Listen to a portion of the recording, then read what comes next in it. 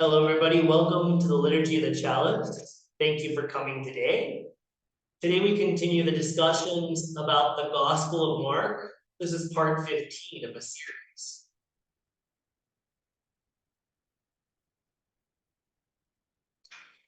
So now we get into two verses, kind of two ideas that are interlinked here, or at least that the Gospel writers have linked together.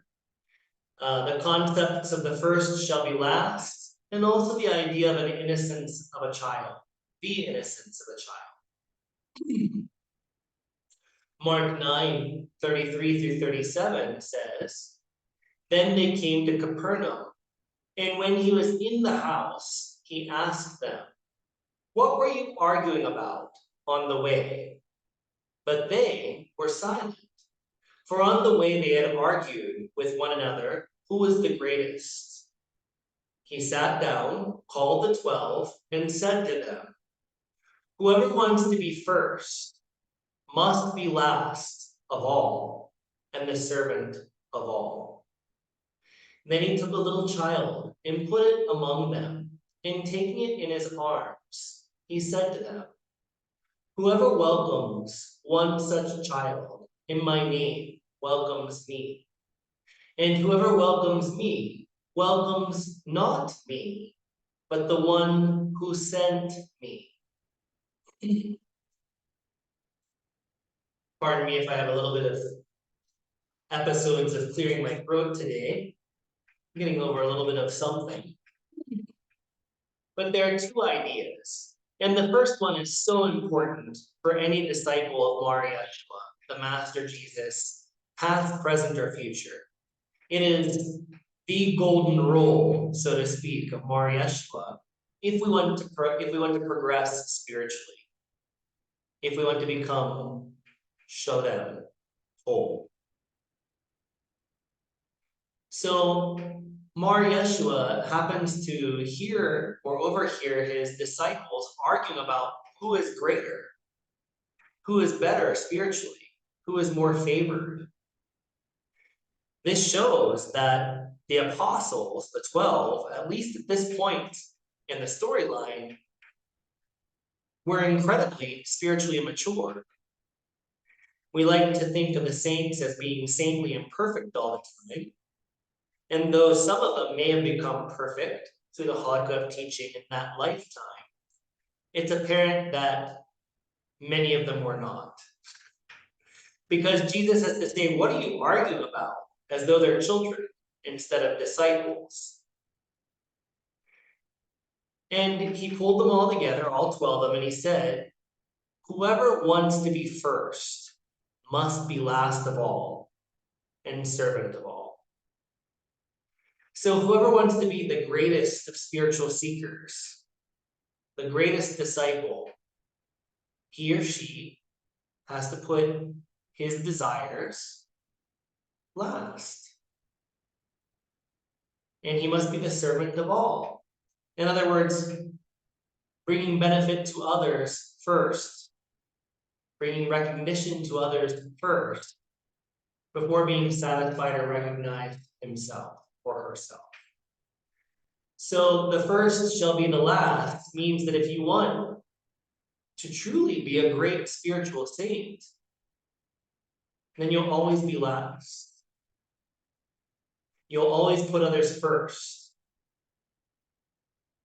You'll always play the role of servant to God, to Mar Yeshua, and to all of your fellow seekers in the congregation. But if you're calling attention to yourself, thinking that you're great, thinking that you're the best amongst your spiritual peers, then truly you are last among them. The first shall be last. And then to drive his point home, he takes a little child and he puts them up. He takes the child into his arms. And he said, whoever welcomes one such child in my name welcomes me.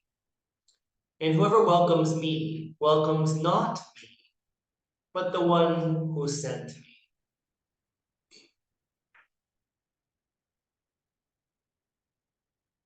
Jesus was using the example of a child, but I don't believe he was talking about a child. He was using the child to make his point. Remember that in other talks, the goal of Mar Yeshua's halakha was to become a yeled, which was a little baby, younger than 8 days prior to being circumcised.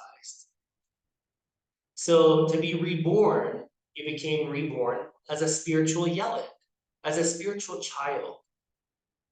You became born again, or you took birth from above. You were spiritually regenerated. We are all born into the first Adam, characterized by selfishness, greed, a lot of other negative qualities. And by doing the halakha, the teachings of Mar Yeshua, some of which we're receiving today, such as the first shall be the last, if we truly follow his halakha, then we become reborn into the second Adam, the second humanity, which is the Bar Anash, or the Son of Mankind, collective Messiah. In order to do that, we must be like a child.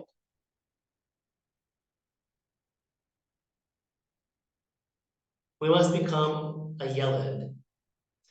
And to be a child did not mean to be spiritually immature. It meant to be innocent. It meant to be without guile. It meant that there would be spiritual spontaneity in everything that the yeled, spiritually reborn disciple, would do. So Mar Yeshua was now talking about a truly mature spiritual being. He was saying that, whoever wants to be first must be last and servant of all. You have to be humble, you have to be innocent, you have to be without guile. You can't be a backbiter, you can't be competitive. Because being reborn into the Bar Anash, we hear things like the Gospel of Thomas, where the fisherman, which is the Bar Anash, the communion of saints, the collective Messiah, is fishing. And they throw back small fish and they keep and eat the big fish. The big fish is a spiritually mature, spiritually reborn soul. And they digest that soul into the communion of saints, the collective Messiah. You become one with the collective Messiah. So if our whole goal is to become one with God consciousness, to become one with the collective Messiah, how can we think that one of us is greater than the other? That creates separations, which takes us away from our goal of oneness. So we have to have the innocence of a child in order to overcome this negative competitive state of mind that many of us have had at one point or another in life. Some of us have gone through it already and transcended it, and others of us are working on it now, consciously or unconsciously. He's telling all those that are still working on themselves, whoever welcomes one such child, one yeled, one spiritually reborn soul, welcomes me. And whoever welcomes me welcomes not me, but the one who sent me. So whenever we welcome and honor a yeled, a spiritually reborn saint of the Bar Anash, truly we're welcoming Mar Yeshua himself, because he's part of that whole collective Messiah. And whoever welcomes me welcomes not me, but the one who sent me. Whoever welcomes the spiritual yeled, the innocent saint of the Kima, of the Bar Anash, truly, you're welcoming God, because God is enshrined on the altar of the temple. of such a being's heart. So again, child, even though Jesus may have held a child in his arms, he wasn't talking about a child. He was talking about a spiritually reborn soul, a yelid, and that was Mar Yeshua's term in the Gospel of Thomas, and likely here if you roll it back to the Hebrew. Yelid was not just a mere child, but it was a spiritually reborn saint of the second Adam, the Baranash, the Son of Mankind, collective Messiah. And to welcome such a great soul is the same as welcoming Jesus in God himself. That is what Mar Yeshua is saying here. So to honor great saints is to honor Jesus, is to honor the Abba. Whoever is not against us is for us. This is another very famous phrase. But what does it mean? Mark 9:38-41. John said to him, to Mar Yeshua, the Master Jesus, "Teacher, we saw someone casting out demons in your name, and we tried to stop him because he was not following us." But Jesus said, "Do not stop him, for no one who does a deed of power in my name will be able soon afterward to speak evil of me. Whoever is not against us is for us. For truly I tell you, whoever gives you a cup of water to drink because you bear the name of Christ will by no means lose the reward." So there's a few interesting ideas in these verses. First, John seems to be tattling on some people. Some people that are not part of Jesus's entourage were casting out demons in the name of Jesus. And John said, we tried to stop him because he's not one of your disciples. He's not part of our brotherhood, sisterhood, our family, whatever you want to call it. And Jesus said, do not stop him, for no one who does a deed of power in my name will be able soon afterward to speak evil. Whoever is not against us is for us.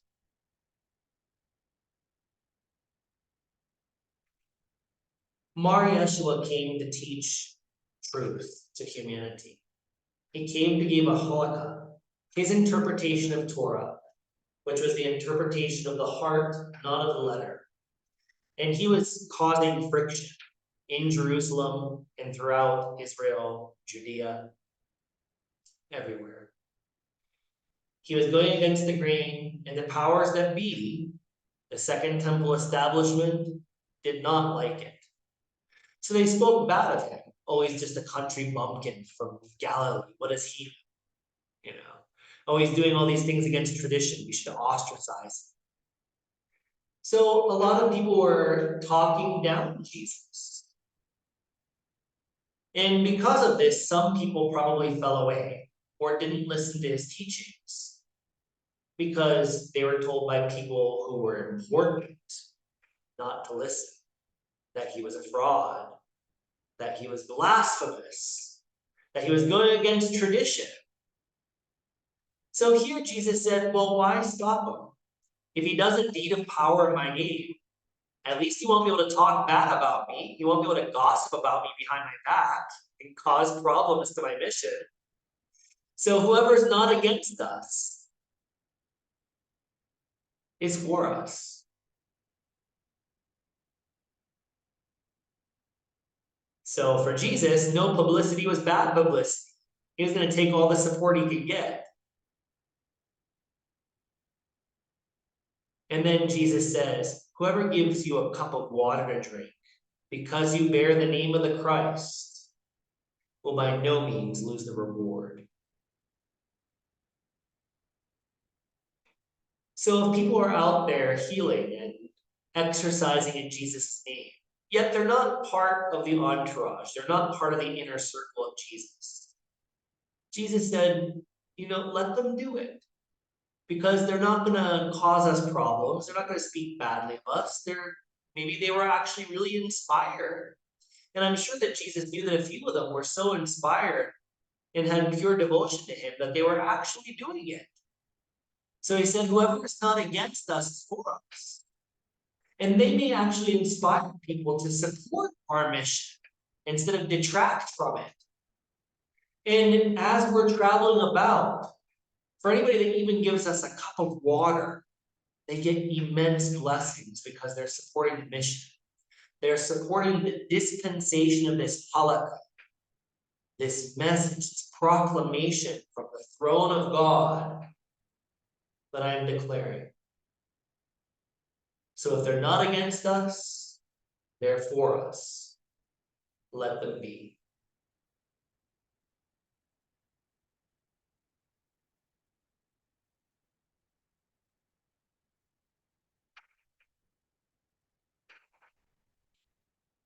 Next, we come to Mark 9, 42 through 48, in which we start to talk about the idea of Gehenna or Gehenna.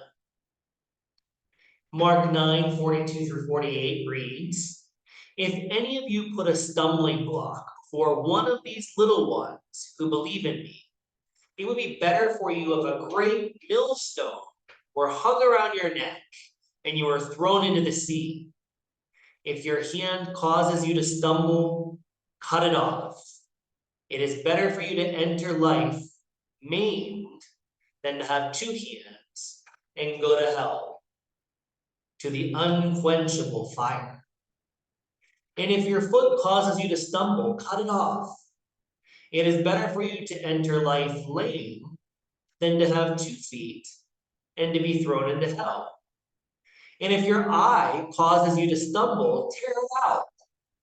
It is better for you to enter the kingdom of God, the Malkuth of God, rulership of God, with one eye than to have 2 eyes and to be thrown into hell, where their worm never dies and the fire is never quenched. So again here, when Marietta says little ones, we might think that he's protecting children. And no doubt, Jesus protected children. Every church of every denomination protect children as a priority in this day and age. But Jesus was not talking about little kids. When he said, if any of you put a stumbling block before one of these little ones who believe in me, it would be better if you had hung a huge stone around your neck and you were tossed into the sea to drown. Again, little ones means Yeladi. It means spiritually reborn saints or spiritually reborn disciples that are then eligible to be married into or to be made one with the communion of saints, the Son of Mankind, collective Messiah. So if anyone puts a stumbling block in the path of any of my spiritually reborn disciples, there's some negative debt that comes with that. And it's better if you would just hang a millstone around your neck and jump into the sea. Of course, this is hyperbole, but Jesus is saying that anybody that causes problems for one of his spiritually reborn disciples, for a true saint of the Kima, of the communion of saints, that is really bad.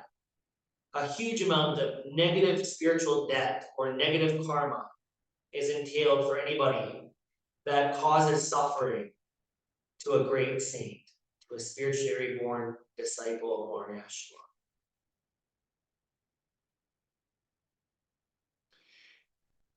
And I'm not sure if the next idea is necessarily connected, because it seems like the following instructions from Mar Yeshua's halakha are not only for those that would put stumbling blocks for spiritually regenerated saints, but also it's just for everybody that's trying to become spiritually reborn themselves, to become Yeladi, little ones, little babes.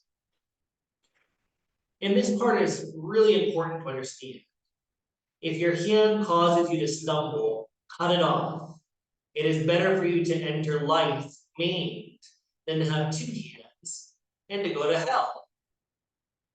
So there are 2 terms that we need to understand first. Life means heaven. It's the life of the Olam. It's the Olam Haba, the world to come after we transition. So you should cut off your hand if it causes you to sin or stumble, because it's better to go to heaven maimed than to have 2 hands and go to hell.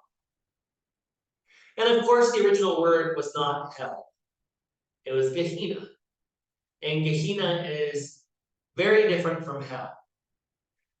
The ideas about hell and spiritual punishment after death developed from different Greek sources of a perpetual eternal hell.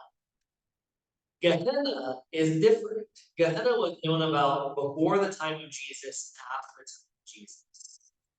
And Gehenna, in the days of Jesus, was this little valley circled outside of Jerusalem where you would burn trash.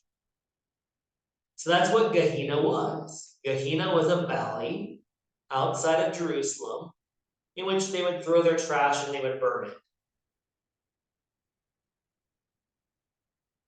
So Jesus kept this pre-Christian idea of Gehenna as a purgatorial realm. And it was believed by some Jews that the longest anybody could be in Gehenna was 1 human year. And Gehenna is not a nice place. You don't want to go there. It talks about purifying fires. In other words, it is a place in which we have to atone for sins that we didn't atone for in life. In most Jewish sources, before Jesus, during Jesus' time, and afterwards, into modern time, they don't consider it that your spiritual body is being burnt in hellfire, but that you're going through a purifying experience because fire purifies, right? Fire purifies. It's thought to be a place where we reflect on our wrongdoings, and we have to psycho-spiritually, emotionally deal with what we haven't processed in life. And again, this purgatorial realm, which is very uncomfortable, very painful on different levels, not necessarily a physical level, it could only be experienced by even the worst sinner for only up to 12 months, 1 human year. And then you would be reborn. And you'd start where you left off, the last life spiritually. So this is why Jesus says you should cut off your hand, because it's better to go into heaven with 1 hand than to go into hell or Gehenna with 2 hands. Does Jesus really want us to cut off our hand? The idea is that your hands can hurt you, right? Our hands can support gluttony. We can pick up food and shove it into our mouth, right? Our hands can hurt other people physically. Our hands can be greedy and gather things that are beyond what we need when others less fortunate than us need. So the symbol of cutting off your hand means to cut off the desire to be greedy, to cut off the desire to hurt others, to cut off the desires of unneeded accumulation. I mean, in the extreme, somebody can sin by stealing, right? But if you cut off 1 hand, you still have the other one, right? You'll still have the hand that you still have. And if both of your hands were to be cut off, people would steal with their mouth, their feet. They'd have other people steal for them and pay them. So it's not cutting off the physical hand that's needed. That's hyperbole. It's a hyperbolic statement that creates a memorable teaching moment. This is probably very historical because of its hyperbole.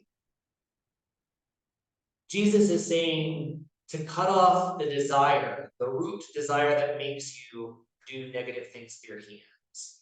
Eat gluttonously.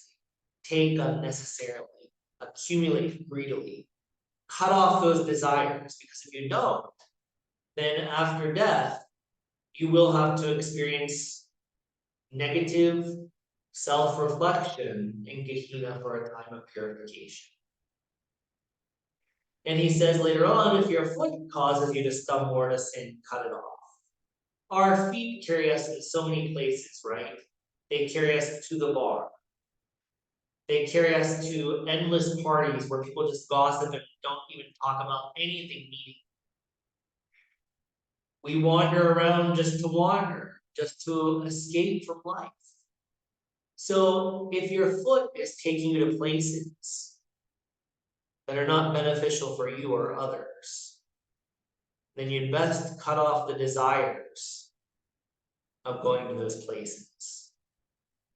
That's what it really means to cut off your foot.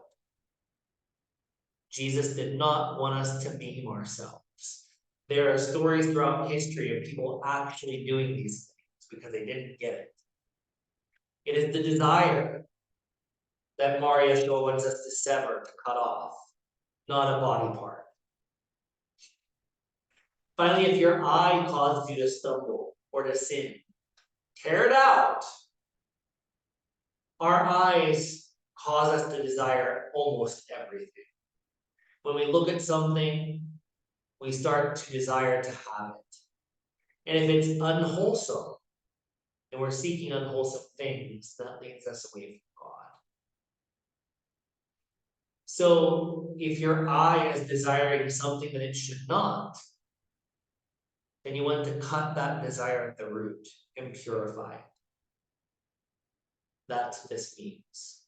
Because any desires that we have not transcended, that are still causing us to make us stumble, to cause us to sin, this requires a period of time in a purgatorial realm called Gehenna, where we have to purify by spiritual fire, by spiritual self-reflection and contemplation of misdeeds for up to 12 months, up to a year.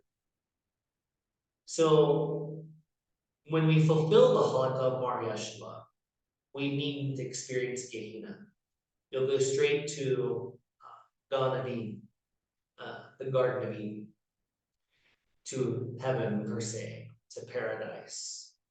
So the goal of Mar Yeshua's halakha is to perfect us, to make us spiritually reborn, so that we experience higher heavenly realms, that we marry into the Baranach, that we seek oneness with God consciousness. For everyone will be salted with fire. Salt is good, but if salt has lost its saltiness, how can you season it? Have salt in yourselves and be at peace with one another. Mark 9, 49 through 50. This mixes ideas with fire. So a lot of people think that this is about Gehenna or hell. But it's not, it's about purifying ourselves.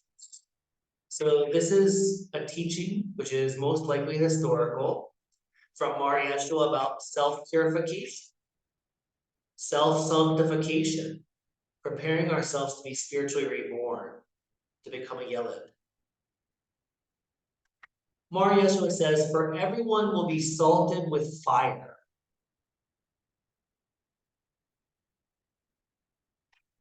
What does that mean? Salt is good, but if salt has lost its saltiness, how can you season it? Have salt in yourselves and be at peace with one another. One of the qualities of salt, whenever you look at different ancient medical sciences, salt is considered to be something that heats the body. So we have to break it down piece by piece.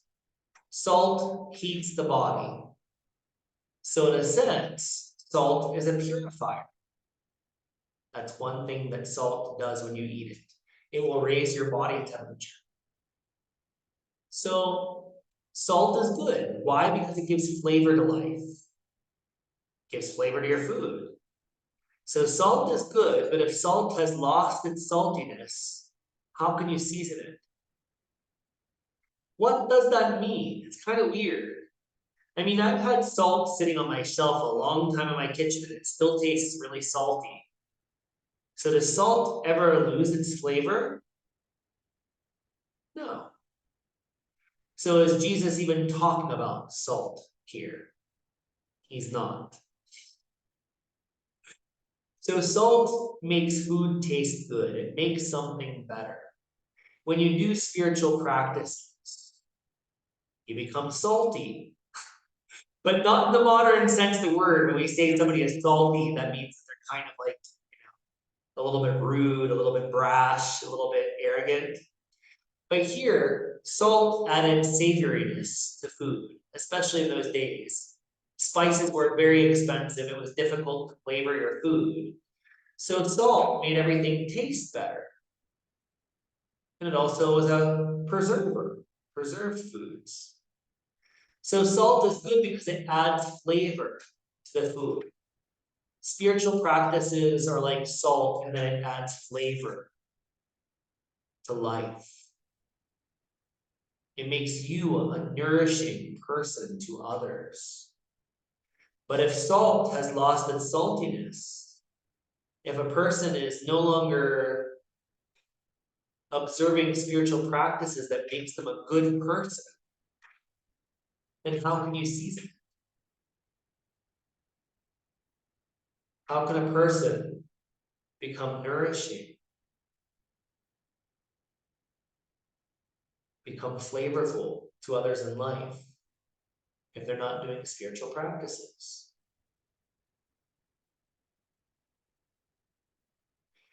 So salt is spiritual practices. Salt is actually also what other people perceive coming from us. The goodness, the compassion, that they want to be near us. That is the salt of life. So everyone will be salted with fire. Fire is purification.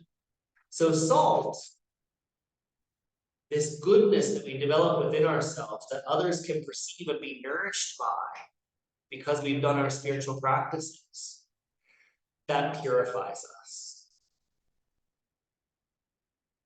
So Jesus says, have salt in yourselves and be at peace with one another.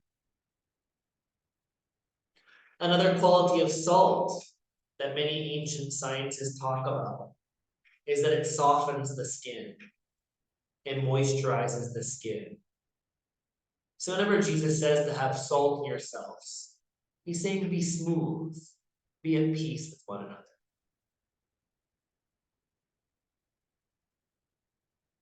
Be soft, be gentle with each other.